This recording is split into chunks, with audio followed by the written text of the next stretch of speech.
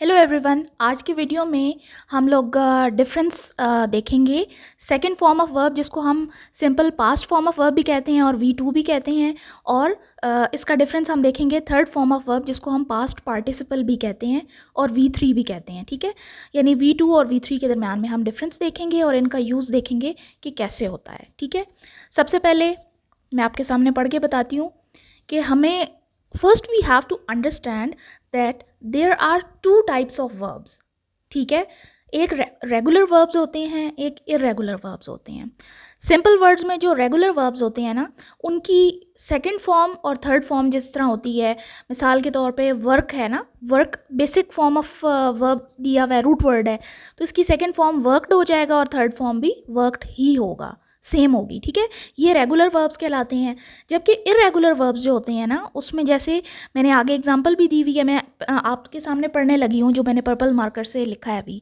For regular verbs the past tense form of verb that is V2 and past participle that is V3, और जिसको हम third form of verb भी कहते हैं, they are the same. ठीक है, regular verbs के लिए। जबकि इरेगुलर वर्ब्स के लिए, जैसे ये एग्जाम्पल दी है मैंने, ड्रिंक, उसकी सेकंड फॉर्म हो गई ड्रैंक और थर्ड फॉर्म हो गई ड्रंक। ठीक है, अब ये इरेगुलर वर्ब्स कहलाती हैं जिनकी सेकंड और थर्ड डिफरेंट होती है, और इसकी वजह से हमें डिफरेंस इनका जो है पास्ट फॉर्म ऑफ वर्ब यानी V2 और V3 में डिफरेंस पता होना बहुत ज़रूरी है। वो डिफरेंस हम कैसे इंडिकेट करेंगे, यहाँ पे आप देख रहे हो कि मैंने एक कॉलम में लिख दिया है पास्ट फॉर्म ऑफ वर्ब यानी V2 फॉर्म जो होती है, और दूसरे में पास्ट पार्टिसिपल लिखा है यानी V3। ड्रिंक वर्ड जो होता है, रूट वर्ड, अब ये वर्ब है ना ड्रिंक, इसकी जो सेकंड फॉर्म ऑफ वर्ब है यानी पास्ट फॉर्म वो है ड्रैंक, और जो पास्ट पार्टिसिपल फॉर्म है V3 यानी कि वो ड्रंक है। ड्रैंक को हम यूज़ करेंगे सेंटेंस में, जैसे लिखा है यहाँ पे मैंने, she drank 2 bottles of water. ठीक है, she drank 2 bottles of water.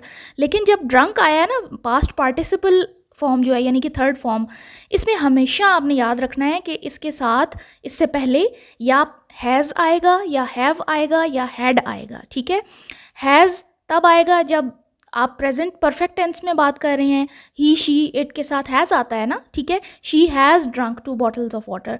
और अगर पास्ट परफेक्ट टेंस में आपने उसको लेके जाना है तो आप कहेंगे she had drunk 2 bottles of water. ठीक है, जब मैं टेंसेस की आपके साथ डिटेल वीडियो शेयर करूंगी तो आपको मज़ीद ये अच्छे से समझ आ जाएगा कि प्रेजेंट परफेक्ट टेंस में हैज़ हैव यूज़ होता है और पास्ट परफेक्ट में हैड यूज़ होता है। ठीक है, अच्छा यहाँ पे सिंपल आपने ये बात याद रखनी है, बिल्कुल कंफ्यूज नहीं होना कि जो V2 फॉर्म होती है ना, वो बग़ैर हैज़ हैव के यूज़ होती है, सिंपल। और जो V3 यानी पास्ट पार्टिसिपल है, उसके साथ हैज़ हैव या हैड आना बहुत ज़रूरी होता है। और ये हैज़ हैव हैड जो हैं, ये ऑक्सिलरी वर्ब्स या इनको हेल्पिंग वर्ब्स कहते हैं, इनका आना बहुत ज़रूरी है, तब उसका मीनिंग क्लियर होता है। ठीक है, अच्छा सेकंड एग्जांपल यहाँ पे देखें, जैसे रूट वर्ड होता है ना चूज़। ठीक है, इसकी सेकंड फॉर्म जो पास्ट फॉर्म है वो चोज हो गई। ठीक है, सेंटेंस में हम लिखेंगे she chose red outfit for the party. ठीक है, ये तो समझ आ गई ना।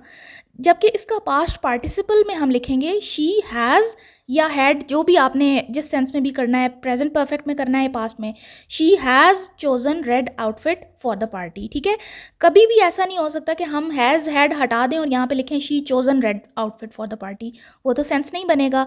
तो हमेशा जो V3 फॉर्म होती है वो हैज़ हैव और हैड की उसको ज़रूरत होती है अपना मीनिंग कंप्लीट करने के लिए। ठीक है, अच्छा अब मैं नेक्स्ट लाइन में जो लिख रही हूँ कि पास्ट पार्टिसिपल के बारे में एक फैक्ट है जो मैं आपके साथ शेयर करूँ, कि जो पास्ट फॉर्म ऑफ वर्ब जो सिंपल पास्ट होता है जिसको हम V2 फॉर्म कहते हैं या सेकंड फॉर्म ऑफ वर्ब भी कहते हैं, वो तो अपने आप में यूज़ हो जाता है, उसमें उसको किसी चीज़ की ज़रूरत नहीं होती अपने से पहले लगाने की। ठीक है ना, अपने से बाद। जबकि पास्ट पार्टिसिपल जो होता है यानी V3 फॉर्म ऑफ वर्ब जो होती है, उसको हमेशा एक ऑक्सिलरी या हेल्पिंग वर्ब की ज़रूरत होती है उससे पहले लगने की। ऑक्सिलरी वर्ब या हेल्पिंग वर्ब कौन से इसमें लगते हैं, हैज़ हैव हैड।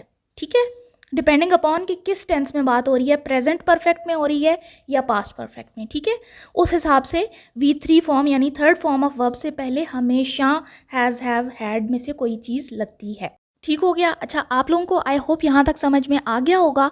इसकी एक और छोटी सी एग्जांपल मैं दे देती हूँ। जिस तरह रूट वर्ब होता है ना ईट, ठीक है, वर्ड होता है ना ईट, तो ईट की सेकंड फॉर्म हो गई एट। अब हम एट को यूज़ करेंगे सेंटेंस में, she ate apples in the morning. ठीक है, she ate apples in the morning.